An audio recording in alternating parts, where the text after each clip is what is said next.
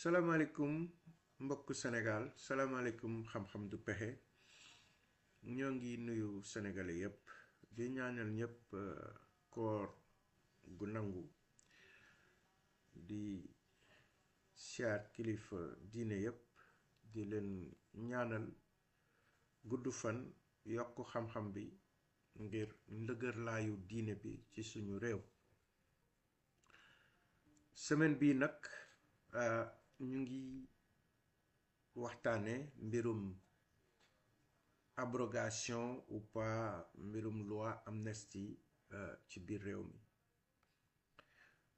mu suscité ay débat yu bari léeg-léeg sax mu dugg ci yeneen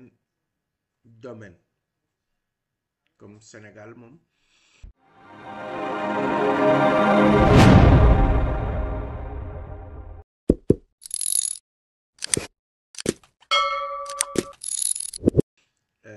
sénégalais yu bari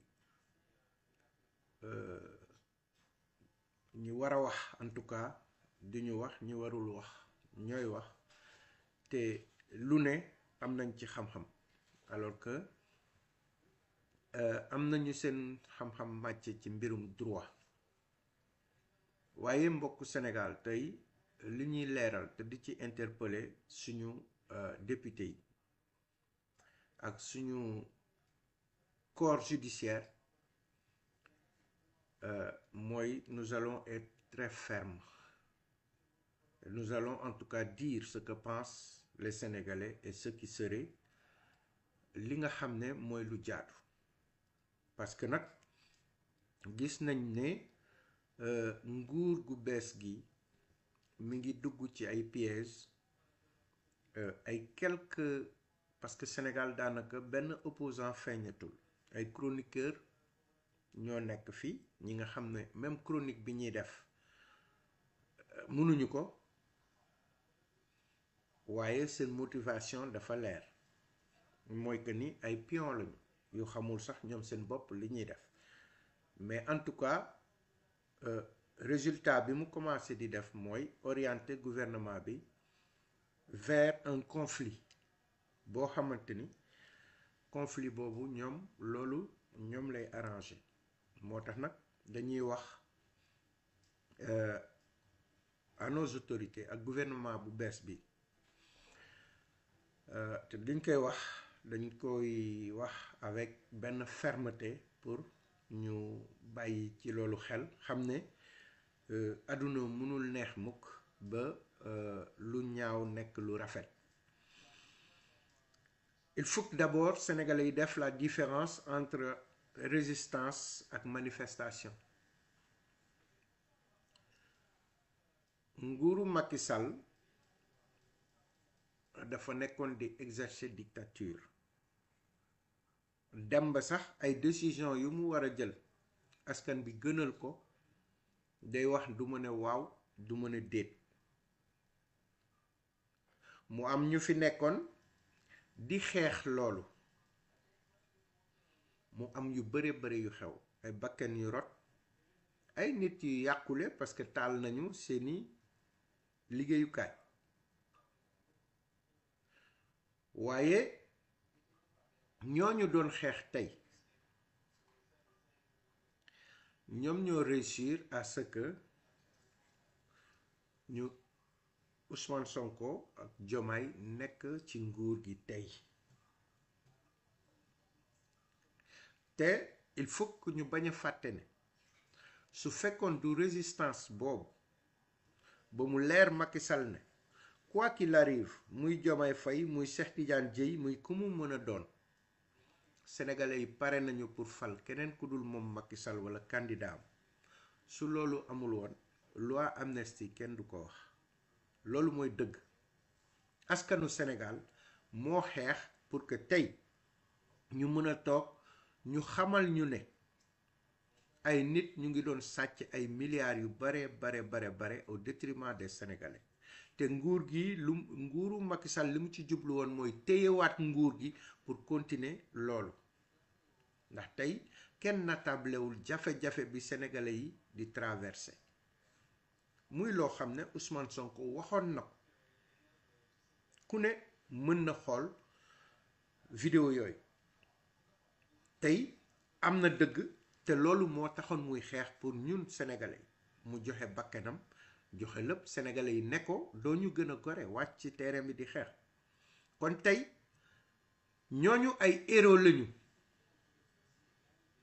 ñooñu ñun ñi doon xeex yépp et j'assume ay héros lañu kon donc bu ñu demee bay voter loi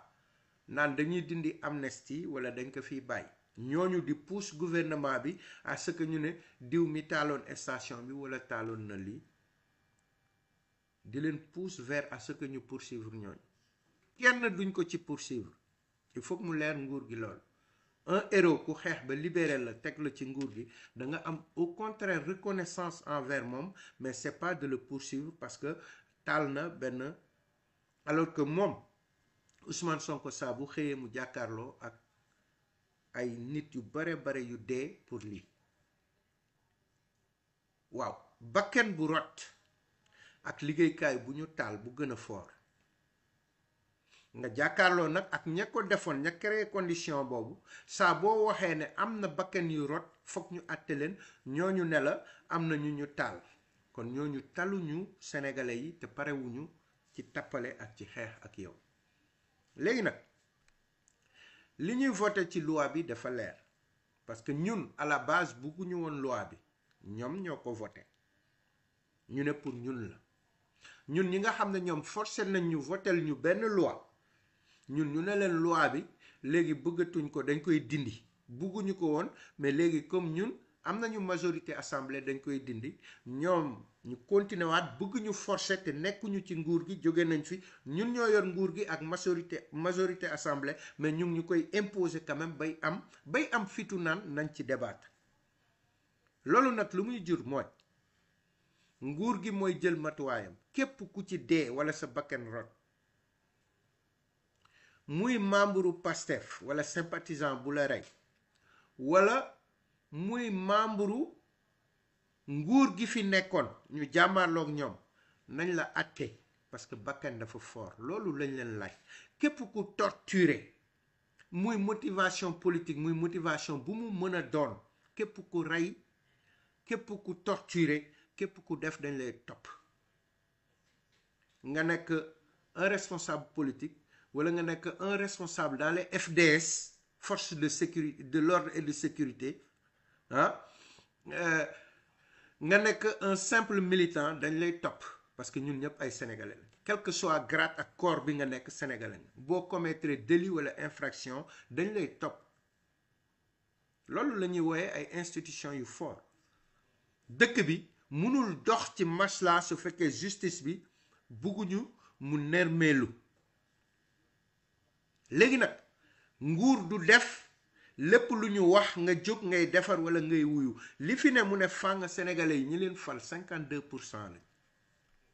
te dëgg bi ngeen commencé di wax sénégalais yi foog ngeen taxawee noonu am na loo xam ne boo ko raayee tu déplaces le problème tey jii il y a un seul responsable qui a brûlé les stations taal def infraction yooyu ñuy bëgg ngeen dugal ko ci kii bi ci amnistie bi et benn responsable la am mooy Macky Sall génnoon rek taxaw wax ne du ma def 3e mandat organiser ay élections bañ a dissoudre ay parti ci ay tappale ak yu kenn xamul bu ko defoon tey kenn du taal fenn kenn du dee parce que moom moo waat je jure de respecter et de faire respecter la constitution kon il a trahi haute trahison la loolu bu kenn jéem leen dugal ci leneen pour ngeen masquer bu ñuy définir haute trahison bi à l'assemblée et tout ça ñuy wax moom moo trahir te moom la ñuy topp c'est le seul responsable de ñi taal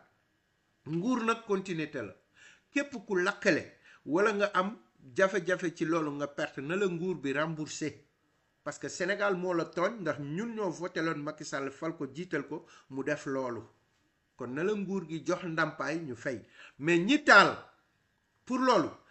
kenn duñ ci tëj kenn duñ ci poursuivre kenn parce que c'est des héros qu'il faut remercier mais nag il faut pas exclure enquête yi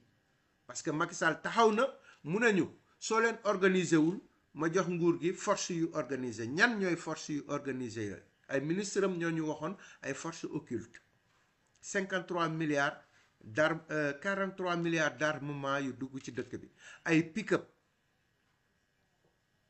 bi Ousmane Sonko jógee Ziguinchor di ñëw le procureur de Kolda dafa génn ne ay pick-up yu weex ñoo rey premier mort bi fa jóge pick-up bu weex pick-up yu weex yooyu permanence su APR la doon jóge fii lu fii dara yàggu fii ak lu ñu fiy nëbb amu fi donc nous allons être très clairs avec nos autorités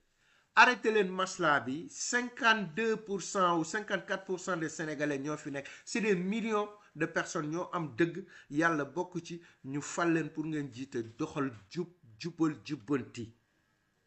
soo leen delloo ci ginnaaw moment yi ñuy toroxal Sénégalais yi di torturer dem leen ngeen xool samay live amul avertissement bu ñu joxul ñi nekkoon ci kooru force FDS bi ne leen bés dina ñëw di ngeen ne kii moo joxe ordre kii di jiiñ ngeen jiiñante seen morom ordre bu illégal bu leen ko exécuter parce que ay Sénégalais ñooy dee wax nañ leen ko maintenant comment peut-on dire que dañoo condamner Farba Ngom dañuy condamner diw ak diw ak diw ñu ne bu fekkee am na force de l'ordre boo xamante ne def nga ñaawteef dañ lay topp ñu bëgg ñu jaxase force de l'ordre yi xanaa ñoom dañoo fàtte ne force de l'ordre yi ñi fa nekk ay Sénégalais lañu ñun ku ci ne am nga frère wala doom wala jarbaat bu ci bokk c'est des Sénégalais jox nañ la responsabilité respecté woo ko yow mi jalgati parce que il faut que ñu xamal gars yi ne ñi ëpp ci force de l'ordre yi c'est des patriotes et c'est des Sénégalais loolu moo tax ñun ñu mën a gën a réussir li ñuy def parce que sinon coup d'état moo naroon am wala lu gën a garaaw ñu rey lu ëpp lii kon genn wàll lu ëpp ci force de l'ordre yi c'est des citoyens honnêtes ñoo xamante ne dañ fi nekkal réew mi nekkaluñu feneen bu leen kenn gëmloo ne dañ leen di jaxase ak force de l'ordre yi comment peut-on être dans un pays yor koor yi yépp di leen fay réew mi di leen fay ñu accepter liggéeyal réew mi ñu ne leen yéen ñi njëkk a commencé justice si yéen lay commencé pour faire respecter la loi ñoom nga bëgg a respecter la loi ñu ne la dañ la dóor ci contre ñooñ képp ku fi def ñaaw teef la ñu wax waxuñu force de l'ordre waxuñu kenn léegi nag réew ngeen yor te fi ñu jaar fexe leen bu leen kenn déplacer loolu le problème là suba di dugg ci ay politique sortez dans la politique surtout Amadou Ba tu n'avais rien à faire dem ay TFM naan yaa ngi justifier loo xam ne askan bi moo voté pour joxe majorité assemblée ñi fa nekk kenn ku ci ne représenté nga ay junni sénégalais ñu war a décider pour les sénégalais on vous appelle sur des tables de négociation et de discussion alors que des lois sont là yoo xamante ne par force le loi boobu ñu war ko exécuter si jamais da ngeen def dialogue ñu wax leen pour ngeen jalgati yoon da ngeen koy jalgati. Je ne vois pas l'utilité de dire que nañ def débat nañu consulter si loo xam ne c'est des faits factuels yoo xamante ne des lois sont là pour punir les responsables ñu ne leen jiital nañ leen pour ngeen exécuter loolu ngeen di dem di toog di leerlu wala di am loolu li ngeen di def bu leerul on le saura assemblée lay amee on le saura te yéen vous savez qu'on ne va pas vous rater donc pourquoi se justifier dindi leen amnistie bi képp ku rey képp ku torturer ñu topp la képp ku taal parce que Macky Sall mooy le seul responsable de ñiy résister parce que bu deful woon li tax ñuy résister sénégalais kenn du résister manifester wu ñu woon nous étions ci biir résistance et on assume te kenn du ci dem kaso parce que tu as brûlé X ou Y ou donte je ne cautionne pas di taal wala di yooyu parce que taaluma mosuma wax nit na taal mais Sénégal tollu woon na foo xamante ne dañoo rey ay sénégalais di leen tere seen droit yépp te ñooñu forcé moo tax tey yéen ngeen nekk ci nguur gi et c'est des héros amul kenn koo leen war a yóbbu juger ko te Macky Sall juger wu leen ko jox ko responsabilité bi au contraire vous devez ndàmpaay sax ñooñu ngeen fay nag ñi lakkale ñi yàqule parce que Macky Sall moo incarné woon l'état du Sénégal te l'état du Sénégal moo war a rembourser loolu ngeen rembourser ko loolu mooy dëgg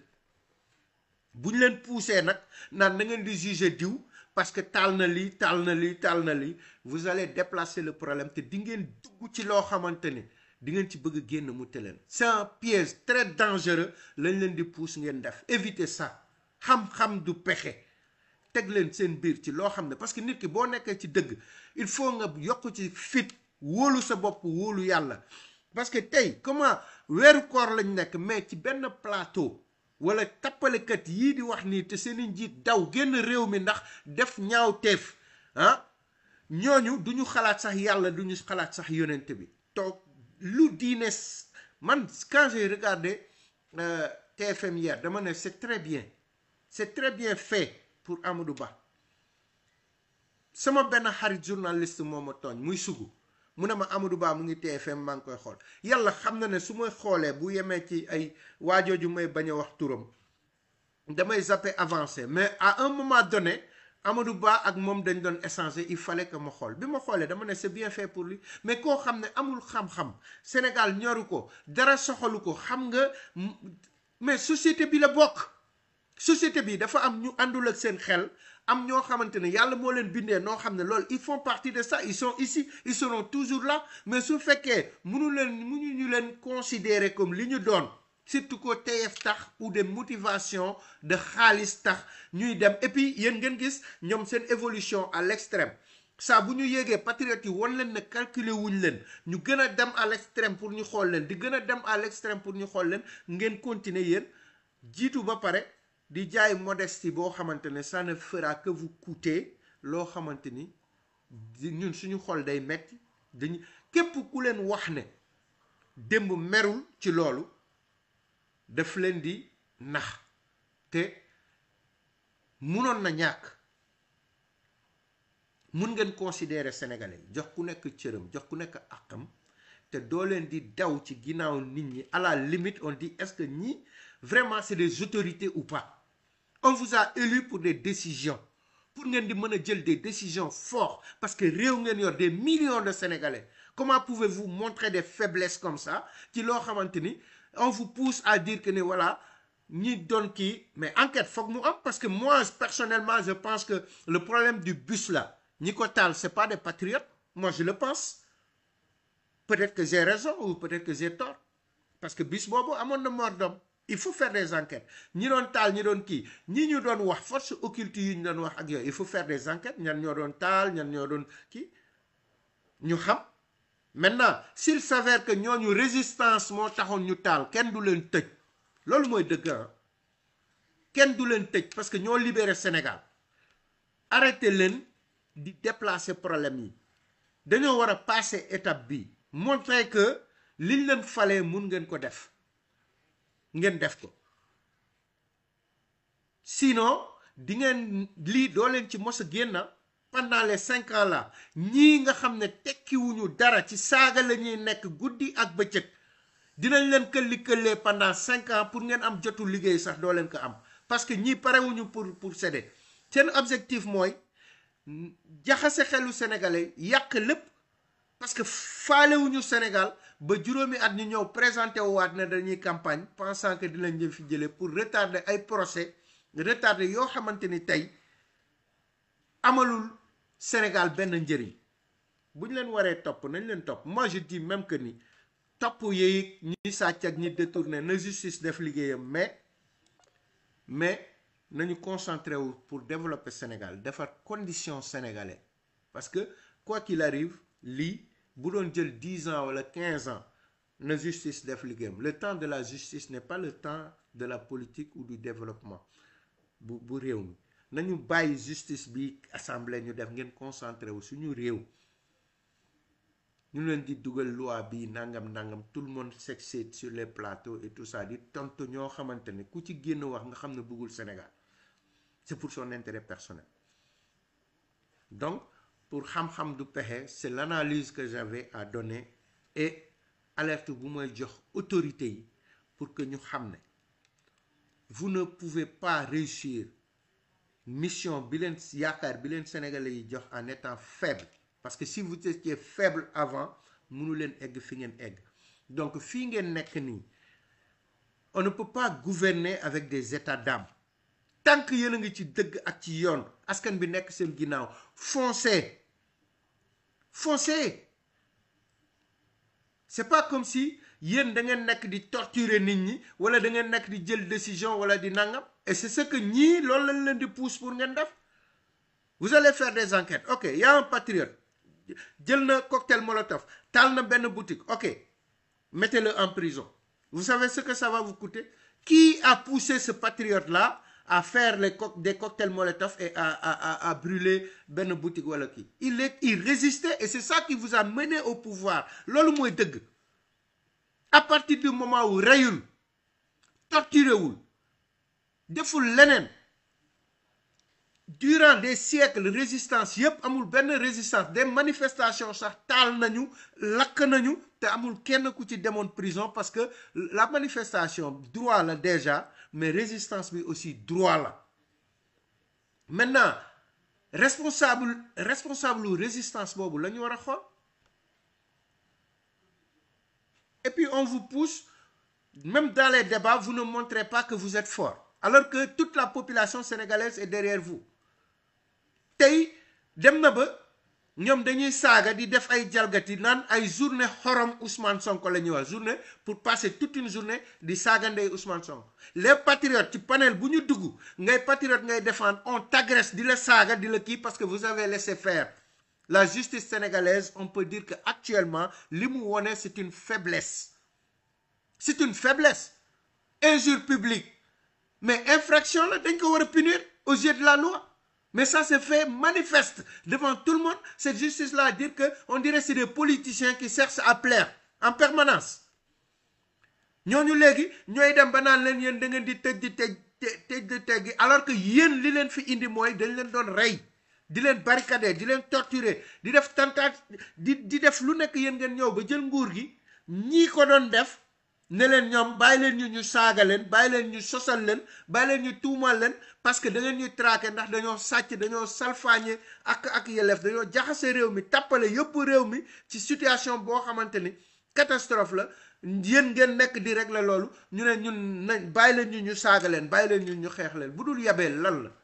Qu'est-ce que vous voulez qu'on fasse? On a tout fait pour vous mettre là. Ñun suñu mission foofu la yem. Peut-être on va vous accompagner sur li ngeen di def, mais am na responsabilité yoo xam ne yéen a koy jël. On ne peut plus. Fi ñu jaar dafa metti, sonn nañu. Nous voulons tous aller à nos préoccupations. Liggéey continuer, mais góorgóorlu leen. Góorgóorlu leen ngeen xam ne sénégalais yaa ngi seen ginnaaw li ngeen di nekk dafa leer. Donc voilà, xam-xam du pexe man franchement loolu laa amoon loo xamante ni cette situation, parce que c'est les juristes qui doivent se prononcer. Amadou Ba a expliqué, il a clarifié lépp la leeral. buñ ko abrogé la loi abrogation bi loi bi ñuy voté du rétroactive, mënul jël en compte li nekk ci ginnaaw. Donc ce qui veut dire que ni lépp lu mos a passé day nul. Même contumace, Adji Sarr et tout ça là, day nul dootul ñëw parce que ça a déjà été jugé. Mais su fekkoon tey dañu loi bi Amadou Ba wax, bu fekkee ni ma ko comprendre man, si j'ai bien compris, mooy lépp luy crime, lépp luy torture, lépp lu doon ñaawte fii dinañ ko mën a topp, dinañ ko mën a saytu def ci yoon. Ngir yàlla loolu ban polémique la war a indi ba un Bouba Ndour di toog naan non j'ai pas compris, je suis resté à mes faits. Mais frère, toi t'es pas le Sénégal, hein? C'est pas parce que vous êtes dans une benn télé boo xamante ni vous avez bénéficié de des trucs que nous connaissons que réussir ngeen pour am ay audience que vous êtes le Sénégal, hein? Et puis arrêtez de dire les Sénégalais, parce que vous ne représentez pas les Sénégalais. Parce que si vous étiez digne d'être des Sénégalais, weeru koor lu suñu l'islam wax, suñu diine, suñu lépp doo leen bàyyi kii nga xam ne saa bu génnee ci plateau yi day saaga, day salfaañe lu bokkul ci aada, bokkul ci diine, bokkul ci yar, bokkul ci teggin. On n'a jamais vu Youssou Ndour insulté. Yow Bouba Ndour, on t'a jamais vu insulté. Donc quelque part ça devient même de l'exploitation, c'est-à-dire vous utilisez le gars pour votre télé, vous le sacrifiez, moom aussi se sacrifie di am ay miettes pensant que muy loolu. C'est même à la limite c'est même injuste. C'est même injuste. Su fekkee daf leen di liggéeyal, di leen fay, di leen indil ay audience, au moins protégez-le. Protection bi mooy lan? wax leen ko dëgg mettre leen ko du journaliste jàppale leen ko parce que il va où avec ça mais parce que ça vous arrange seen télé de ci am audience vous le laissez faire xam nga sax seen raa lu ñuy xaar man tout ça ça fait partie de xam nga gestion organisée donc voilà salaamaaleykum wa rahmatullah seen mbokk la ci depuis Paris